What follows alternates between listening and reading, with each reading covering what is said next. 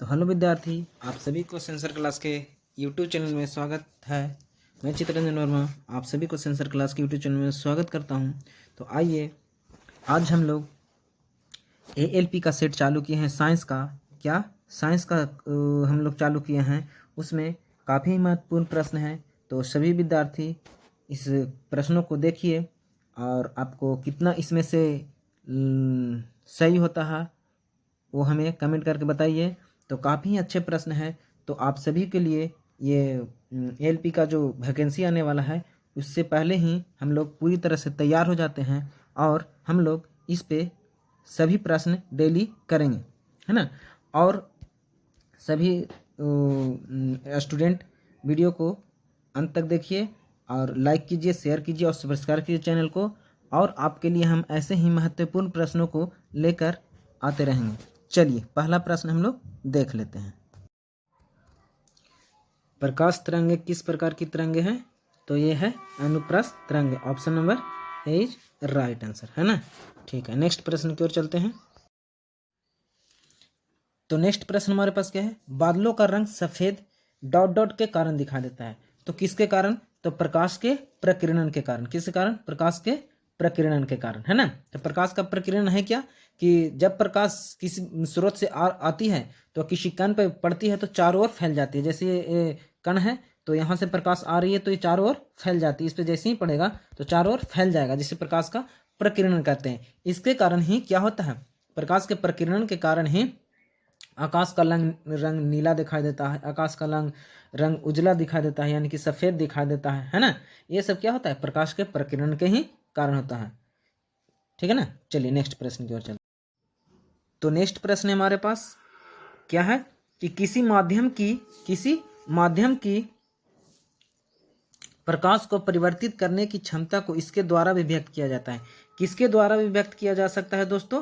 तो ये प्रकाश घनत्व के द्वारा। किसके द्वारा? प्रकाश घनत्व के द्वारा किया जाता है। किसके द्वारा? प्रकाश घनत्व के द्वारा किया जाता है ना।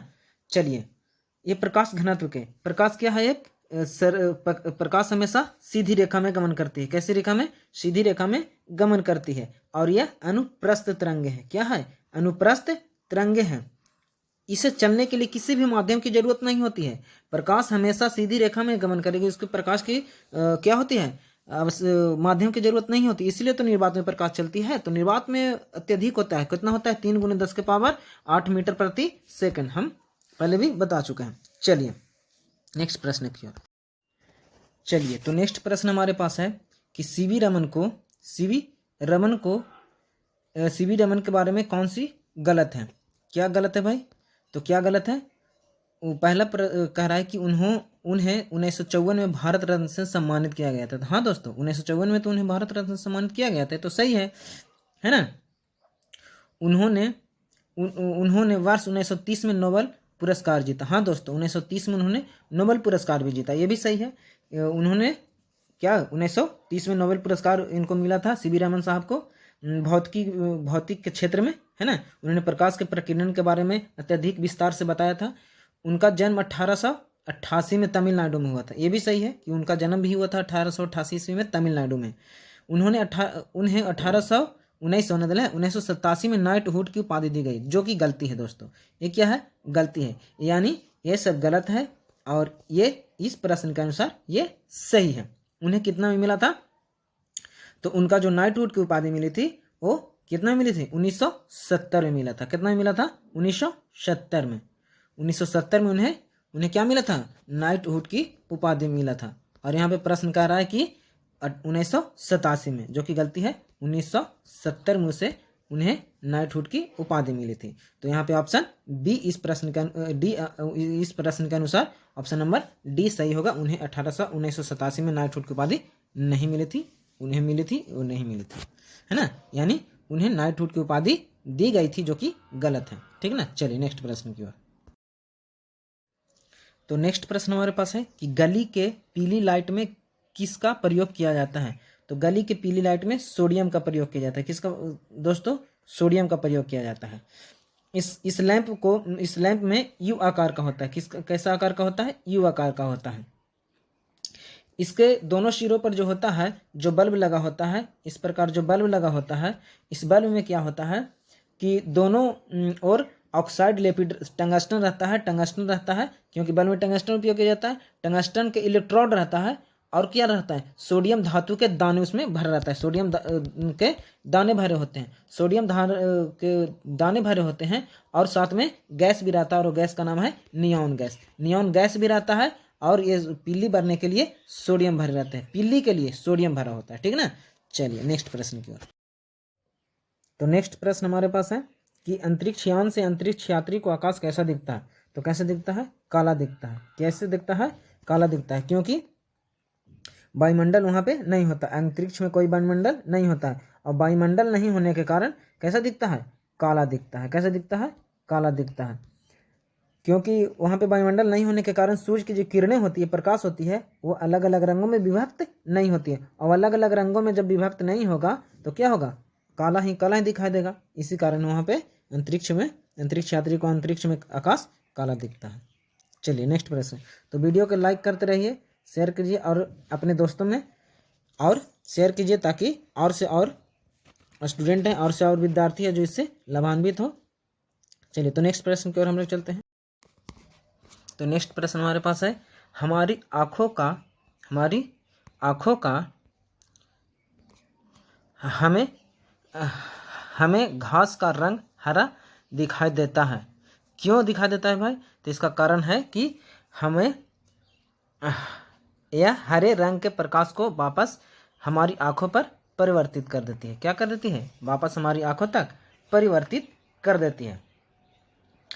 तब हमें क्या, जैसे क्या करता है, कोई भी प्रकाश किसी पदार्थ का जो अपवर्तनांक भिन्न भिन्न रंगों के भिन्न भिन्न होता है, अपवर्तनांक क्या होता है, अलग अलग होता है। जब कोई प्रकाश की किरण किसी माध्यम से टकराकर पुनः उसी माध्यम में वापस लौट जाती है, तो इस घटना को प्रकाश का क्या कहते हैं, परावर्तन कहते हैं। क्या कहते हैं, परावर्तन कहते हैं। तो यही घटना इसके साथ भी होती है कि जब प्रकाश की किरणें घास पर पड़ती है और पुनः लौटकर हमारी आंखों तक जो पड़ती है, वो क्या होती है, दिखाई देती है। तो हमें सारे जो घास है सभी रंगों को क्या कर देती हैं, अवशोषित कर लेती हैं। तो यह हमारी आंखों तक जो और जो प्रकाश हमारी आंखों तक पड़ती है वो होती है हरा रंग, जिसके कारण ही हमें यह हरा दिखाई देता है। तो नेक्स्ट प्रश्न हमारे पास है, किस साल में ओले रोमर नामक वैज्ञानिक थे, जो प्रकाश के चाल के बारे में बताया था। क्या बताया था कि प्रकाश की चाल 3 × 10⁸ मीटर प्रति सेकंड होता है ना। तो एक कब बताया था, तो ये बताया था 1676 ईस्वी में। कब बताया था, 1676 ईस्वी में उन्होंने यह बताया था कि प्रकाश की चाल 3 × 10⁸ मीटर प्रति सेकंड होता है ना। ये 1600 कितना बताया था, 76 में बताया था, ठीक है ना दोस्तों। चलिए नेक्स्ट प्रश्न की ओर हम लोग चलते हैं। तो नेक्स्ट प्रश्न हमारे पास है कि प्रकाश एक अनुप्रस्थ तरंग है साबित करती हुई एकमात्र घटना कौन सी है। तो एकमात्र घटना है जो दोस्तों ध्रुवीकरण। क्या है, ध्रुवीकरण।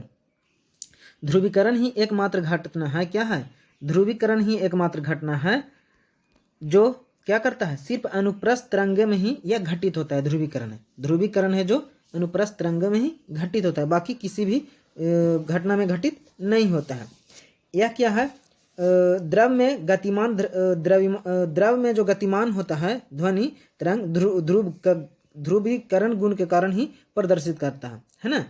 जो द्रव में गतिमान ध्वनि होती है, तरंगे होती है, वह ध्रुवन के कारण ही गतिशील होती है ना। इसलिए यह अनुप्रस्थ तरंग है। क्या है, अनुप्रस्थ तरंग है, अनुप्रस्थ तरंगे हैं, ये अनुप्रस्थ तरंगे हैं, ठीक ना।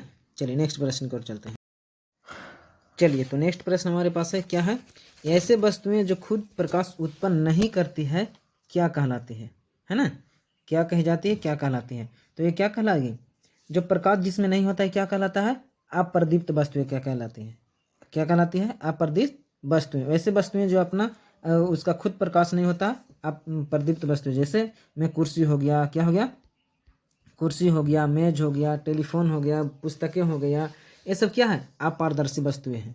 यानी इससे प्रकाश यह क्या है, अप्रदीप्त वस्तु है, उसका अपना प्रकाश नहीं है। क्या हो गया, अप्रदीप्त वस्तुएं, उसका अपना प्रकाश नहीं हो गया। लेकिन जलता हुआ बल्ब क्या हो गया? प्रदीप्त वस्तु हुआ। लेकिन बुझा हुआ बल्ब है जो अप्रदीप्त है।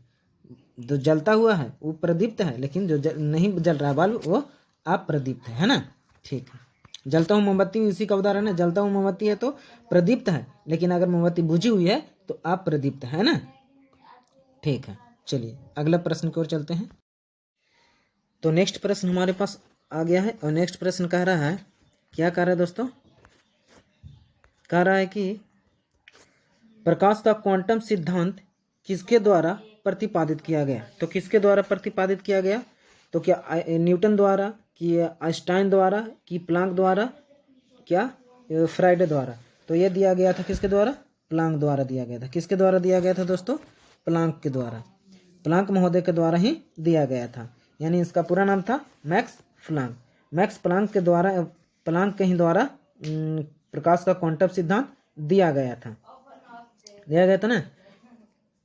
चलिए तो नेक्स्ट प्रश्न की ओर हम लोग चलते हैं। निर्वात में प्रकाश की चाल कितनी होती है? तो पिछले ही प्रश्न में बताए थे कि 3 गुने 10 के पावर 8 मीटर प्रति सेकंड होता है। तो देखिए कौन सा ऑप्शन में है? तो ये ऑप्शन नंबर डी में है, ऑप्शन नंबर डी। तो इस प्रश्न का ऑप्शन नंबर डी क्या हो गया? राइट हो गया।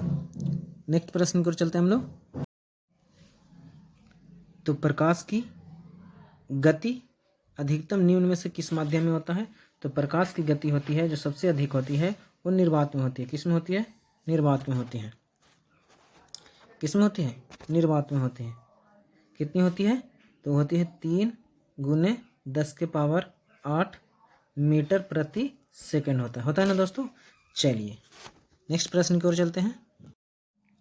तो हमारे पास नेक्स्ट प्रश्न आ गया है, वो क्या कह रहा है कि जब वस्तुएं प्रकाश के मार्ग में आती है तो छाया बनती है। कौन वस्तु आता है तो ये क्या हो जाएगा? अपारदर्शी वस्तु। कौन? अपारदर्शी वस्तु जैसे ही आवेगा तो क्या होगा? अपारदर्शी वस्तु आने से क्या हो जाएगा? ये अपारदर्शी वस्तु आने से क्या हो जाएगा? हमें किसी वस्तु का छाया बनते हुए प्रतीत होगा, है ना। जब प्रकाश के पथ में कोई अपारदर्शी वस्तु आता है तो क्या बनता है? छाया बनता है। क्या बनता है? छाया का निर्माण होता है, यानी प्रतिबिंब निर्माण होता है। ऐसे वस्तु हैं कि क्या कहते हैं? अपारदर्शी वस्तु। इससे प्रकाश एक ओर से दूसरी ओर नहीं जा पाती है, यानी कि आर पार प्रकाश की किरणें नहीं हो पाते हैं। जैसे में आप लोग जान सकते हैं कि पेपर हो गया, वस्तु हो गया, लकड़ी हो गया, यानी कि वैसा वस्तु जिससे प्रकाश इस पार से उस पार नहीं जाती है ना, उसे अपारदर्शी वस्तु कहते हैं। ठीक ना। नेक्स्ट प्रश्न पर आते हैं। तो नेक्स्ट प्रश्न हमारे पास है क्या? टिंडल प्रभाव प्रकाश के से संबंधित है। तो किससे संबंधित है टिंडल प्रभाव? तो टिंडल प्रभाव है प्रकाश के प्रकिरणन से होता है। किससे होता है? प्रकाश से प्रकिरणन के कारण ही होता है टिंडल प्रभाव। तो option number D is right answer इस प्रश्न का। ठीक है ना। ये कोलाइडे बिलियन के में उपस्थित होता है ना। कोलाइडे बिलियन में उपस्थित कणों के द्वारा प्रकाश का प्रकिरण होता है। इस घटना को क्या कहते हैं हम लोग? टिंडल प्रभाव कहते हैं ना। इसमें क्या होता है कि जो छोटे छोटे कण होते हैं वो क्या कहते हैं? लाल प्रकाश की तुलना में बहुत ही अधिक प्रकीर्णन होती है, जिसके कारण ये प्रवृत्ति होती है प्रकाश के प्रकीर्णन के कारण, है ना। चलिए नेक्स्ट प्रश्न की ओर हम लोग चलते हैं। चलिए तो नेक्स्ट प्रश्न हमारे पास है कि गोलीय दर्पण की वक्रता त्रिज्या आर है का फोकस दूरी कितना होगा? तो फोकस दूरी एफ बराबर क्या होता है दोस्तों? एफ बराबर हमारे पास होता है r/2 होता है। क्या होता है? r/2 होता है ना। तो हमारे पास फोकस दूरी कितना दिया गया, वक्रता त्रिज्या कितना दिया गया? r दिया गया है। तो ये क्या हो जाएगा? फोकस क्या हो जाएगा? तो इसकी कितनी होती है? एफ बराबर r/2, तो ये r/2 हो गया। क्या हो गया? r/2। ऑप्शन नंबर ए इसका राइट आंसर। चलिए नेक्स्ट प्रश्न की ओर चलते हैं। चलिए तो नेक्स्ट प्रश्न हमारे पास आ गया। क्या कह रहा है? गोलीय दर्पण की प्रवर्तक सतह का केंद्र बिंदु क्या कहलाती है? तो क्या कहलाती है दोस्तों? तो गोलीय दर्पण की प्रवर्तक सतह का केंद्र बिंदु क्या कहलाती है? ध्रुव कहलाती है। क्या कहलाती है? ध्रुव कहलाती है। तो ध्रुव कौन सा ऑप्शन में है? डी में है। क्या कहलाती है? ध्रुव कहलाती है। क्योंकि गोलीय दर्पण पर 3 नियम कार्य करती है। कई नियम? 3 नियम। दर्पण पर टकराने वाली प्रकाश की किरणें मुख्य फोकस से होकर गुजरती है। ये जानते हैं कहाँ से गुजरती है? मुख्य फोकस से गुजरती है। है ना। इसीलिए ये क्या कहलाती है, ध्रुव कहलाती है। यहाँ पे होती है जो पी कहलाती है, यहाँ पे होती है यही को पी कहते हैं ना। यहाँ एफ हो गया और यहाँ सी हो गया ना, और इन्हें अनंत होता है। तो यहीं से प्रकाश आती है तो हमेशा फोकस दूरी से ही गुजरती है। चलिए, और ये हो गया वक्रता त्रिज्या यानी कि सी, इसकी आधी होती है ये फोकस दूरी। चलिए नेक्स्ट प्रश्न की ओर। तो हमारे पास नेक्स्ट प्रश्न आ गया दोस्तों। क्या आ गया हमारे पास नेक्स्ट प्रश्न? नेक्स्ट प्रश्न कह रहा है कि दर्पण सूत्र निम्न में से कौन है। तो दर्पण सूत्र होता है 1/f बराबर 1/u प्लस 1/v, 1/v, यानी कौन सा ऑप्शन में है, ऑप्शन नंबर सी में। ये कह रहा है 1/, यहाँ पे लिख दिया है, क्या लिख दिया है, 1/u प्लस 1/v बराबर 1/f। तो दोनों तो सेम ही है ना दोस्तों, दोनों सेम ही है। तो ये ऑप्शन नंबर सी, दर्पण सूत्र 1/f बराबर 1/v प्लस 1/u होता है। चलिए नेक्स्ट प्रश्न की ओर चलते हैं। तो गोलीय दर्पण की अवधारणा किस पे है। तो गोलीय दर्पण की अवधारणा है दोस्तों, वो क्या है, गोलीय दर्पण यानी कि अवतल और उत्तल दर्पण, है ना। अवतल और उत्तल दर्पण, ये अवतल और उत्तल दर्पण, ये हो गया अवतल दर्पण और ये हो गया उत्तल दर्पण, हो गया ना। तो इसका अवधारणा क्या है, प्रकाश के क्या विकिरण से है, प्रकाश का प्रवर्तन से, प्रकाश का प्रकीर्णन से, प्रकाश का अपवर्तन से। तो क्या हो जाएगा, प्रकाश का प्रवर्तन से, क्या से, प्रकाश के प्रवर्तन से। और प्रकाश के प्रवर्तन कितने नियम है, 2 नियम है। कौन कौन, आपतन कोण, आपतन बिंदु और आपतन बिंदु, तीनों का क्या होता है, एक ही तल में होता है। प्रकाश के प्रवर्तन के 2 नियम, आपतन कोण, आपतन कोण, प्रवर्तन कोण और आपतन बिंदु पर डाला गया अभिलंब, तीनों एक ही तल में होते हैं। और क्या होता है, कोण आई बराबर कोण क्या होता है, कोण आई बराबर कोण आर होता है, कोण आई बराबर कोण आर होता ना है, यही होता है। आपतन कोण, प्रवर्तन कोण, आपतन बिंदु पर डाला गया अभिलंब, तीनों एक ही तल में होता है। और दूसरा होता है आपतन कोण और प्रवर्तन कोण आपस में बराबर होता है ना। कोण आई बराबर कोण आर होता है। चलिए ठीक ना, इसको बोला जाता है अभिलंब, यानी बीच में रहता है उसका अभिलंब, यानी एन से सूचित करते हैं, नॉर्मल बोलते हैं, है ना। इंसिडेंस रे, आई से इंसिडेंस रे हो गया, इंसिडेंस एंगल बनता है, और आर से रिफ्लेक्ट एंगल, रिफ्लेक्ट रे से रिफ्लेक्ट एंगल बनता है, ठीक ना दोस्तों। कोण आई बराबर कोण आर। चलिए नेक्स्ट प्रश्न की ओर चलते हैं। तो गोलीय दर्पण की अवधारणा किस पे है। तो गोलीय दर्पण की अवधारणा है दोस्तों, वो क्या है, गोलीय दर्पण यानी कि अवतल और उत्तल दर्पण, है ना। अवतल और उत्तल दर्पण, ये अवतल और उत्तल दर्पण, ये हो गया अवतल दर्पण और ये हो गया उत्तल दर्पण, हो गया ना।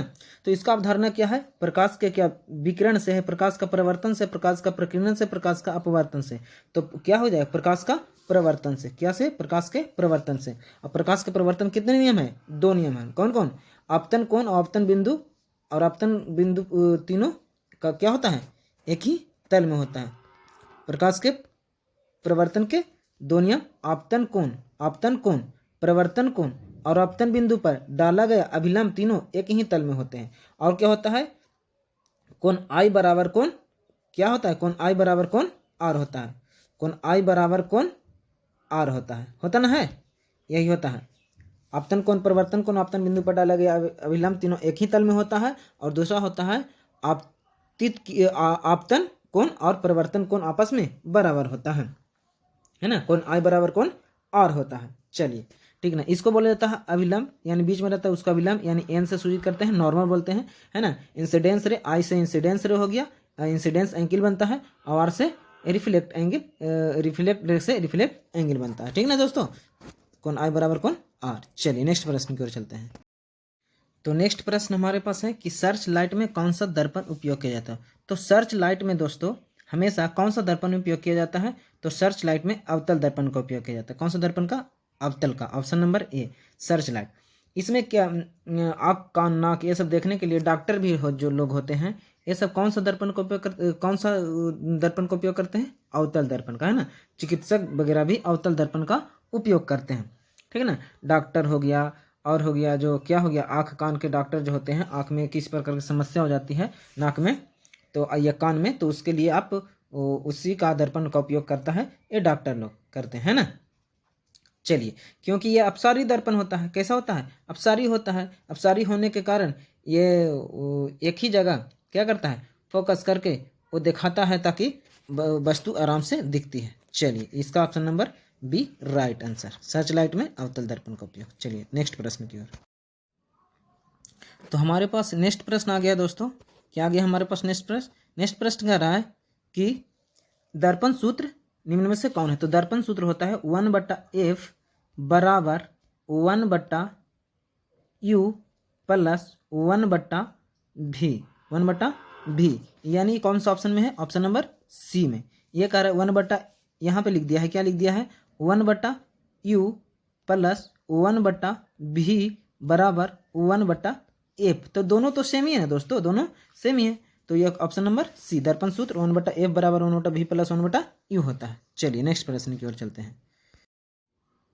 चलिए तो नेक्स्ट प्रश्न हमारे पास आ चुका है। ये कह रहा है कि एक वक्रीय दर्पण जिसके प्रवर्तक सतह अंदर की ओर वक्रित होता है, वक्रीय होता है, यानी कि अंदर की ओर। ये गोलीय दर्पण है, तो गोलीय दर्पण है ना, तो गोलीय दर्पण की कह रहा है कि गोलीय दर्पण की जो है, तो गोलीय दर्पण की अंदर से प्रवर्तक होता है, अंदर की ओर। तो किससे परिवर्तन होगा? अंदर की ओर। तो इस तरफ से अंदर की ओर परिवर्तक होगा, इस तरफ, तो क्या कहलाएगा? और बाहर की ओर रंगा गया है, तो ये कौन सा दर्पण कहलाएगा? जिसका बाहर वाला भाग रंजित होता है और अंदर वाले प्रकाश से अंदर वाले भाग से प्रकाश का प्रकीर्णन होता है, तो ये कहलाता है अवतल दर्पण। क्या कहलाता है दोस्तों? अवतल दर्पण। क्या कहलाता है? अवतल दर्पण, है ना।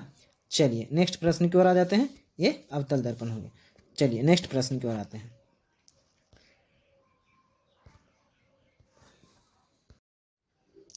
तो नेक्स्ट प्रश्न हमारे पास आ गया है। ये क्या कह रहा है कि जिस बिंदु पर सभी किरणें मिलती हैं डॉट डॉट को कहते हैं। तो क्या कहते हैं दोस्तों?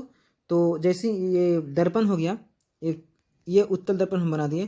तो उत्तल दर्पण में प्रधान अक्ष समांतर जब किरणें चलती हैं तो मिलती है, तो ये कहाँ पे मिलती है? तो मुख्य फोकस से मिलती है। कहाँ से मिलती है? एफ से, मुख्य फोकस हो गई। ये उत्तल दर्पण बना दिए। अवतल दर्पण बना लेते हैं। तो अवतल दर्पण जब बनाते हैं तो अवतल दर्पण में क्या होगा कि ये अवतल दर्पण हो गया, तो इस प्रकार, तो इसमें प्रकाश की किरणें आई तो यहाँ से गुजरी, तो यह एफ से मिली। कहाँ से? एफ से। यह फोकसांतर पर मिलती है। कहाँ मिलती है? फोकस बिंदु पर या फोकसांतर पर, ठीक ना। तो इसका सही आंसर डी हो गया। इस क्वेश्चन का सही आंसर फोकस बिंदु, ऑप्शन नंबर डी। चलिए तो नेक्स्ट प्रश्न हमारे पास आ चुका है। कह रहा है कि उत्तल दर्पण का प्रयोग निम्न में से किस में किया जाता है? तो किस में किया जाता है? क्या शीशे की खिड़कियां में? नहीं, वो तो शीशे में नहीं किया जाता है, खिड़कियां में नहीं किया जाता है, नहीं किया जाता है, ठीक ना। चलिए मेकअप दर्पण में, मेकअप यानी कि जो लड़कियां सौंदर्यता में ढंग सजती है उसके लिए तो नहीं, इसके लिए भी नहीं। कैलिडोस्कोप में तो इसमें भी नहीं। तो वाहनों के साइड मिरर में, काफी आसान प्रश्न है। वाहनों के साइड मिरर में, इसको वाहनों को साइड मिरर में या फिर वाहनों के पथ दर्पण में ऐसे भी लिखते हैं, है ना। या फिर वाहनों के रियल व्यू में, रियल व्यू में भी इसको बोला जाता है इसको, है ना। चलिए नेक्स्ट प्रश्न की ओर चलते हैं। यानी कि इस प्रश्न का आंसर सही जवाब क्या हो गया? ऑप्शन नंबर डी, वाहनों के साइड मिरर में। तो नेक्स्ट प्रश्न हमारे पास है, एक समतल दर्पण के लिए छवि होती है। छवि मतलब कि प्रतिबिंब। तो कैसा प्रतिबिंब बनता है? तो समतल दर्पण होता है ना दोस्तों, तो समतल दर्पण इस प्रकार से होता है। तो इसमें हमेशा काल्पनिक प्रतिबिंब बनेगा। कैसा बनेगा? काल्पनिक, यानी कि आभासी प्रतिबिंब बनेगा, आभासी, क्योंकि दर्पण के पीछे बनता है और पीछे बनने के कारण, है ना, तो यह क्या होता है? पार्श्व रूप से उल्टा भी होगा। पार्श्व रूप से उल्टा हम लोग देखते हैं घर में, तो देखते हैं तो हमें दायां हाथ उठाते हैं तो बायां हाथ दिखता है ना, लगता है कि बायां हाथ उठा रहे हैं ना। दायां उठाते हैं तो हमको लगता है कि बायां हाथ अपने उठा रहे हैं। तो किसके कारण? तो ये पार्श्व उल्टी, मानो कि देखने में उल्टी लगता है, उसी को पार्श्व उल्टी बोलते हैं ना। ये आभासी और पार्श्व उल्टी होगा, है ना। ऑप्शन नंबर डी, इस प्रश्न का ऑप्शन नंबर डी आंसर सही होगा। ठीक है दोस्तों, चलिए तो नेक्स्ट प्रश्न हमारे पास आ गया। ये क्या कह रहा है?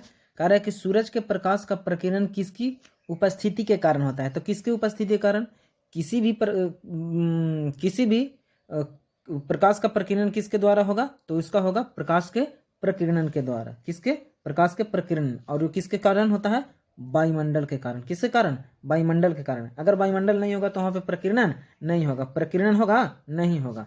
तो यही प्रकाश के प्रकीर्णन होता है वायुमंडल की उपस्थिति के कारण। इसलिए निर्वात में तो प्रकाश का प्रकीर्णन नहीं होता है, प्रकाश का प्रकीर्णन नहीं होता, इसलिए आकाश कैसा सफेद दिखाई दे रहा है, नीला दिखाई दे रहा है ना।